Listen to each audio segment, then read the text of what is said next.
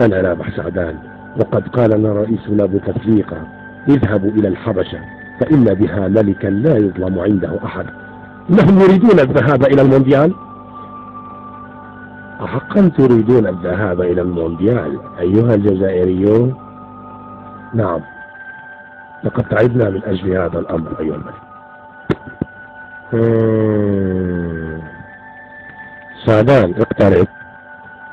تكلم يا سعدان، هل طلب رئيسكم الحماية مني خوفا عليكم أم على أهل الفول والطعامية؟ فإني أرى أنكم ستأكلوهم أحياء.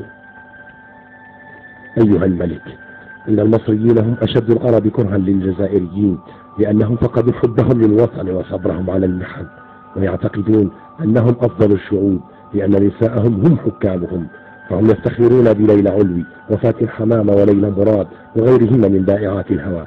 أما نحن فقد استرجعنا أمجادنا في هذه البطولة، واستقبلنا فرساننا من بلاد الروم حتى نقهر كل فرعوني.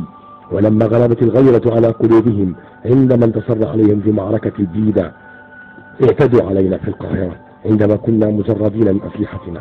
أما اليوم فالجيش كله مستعد، فإما الانتصار أو الدمار، وقد أقسمنا على الفوز بهدف على الأقل مقابل لا شيء، وما من دابة على الأرض ستردعنا عن ذلك.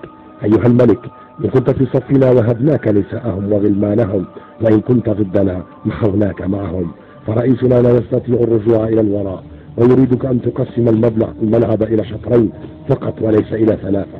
وإياك أن يغرك المصريون بليلى علوي، فسنحضرها لك بعد المباراة فلا تيأس.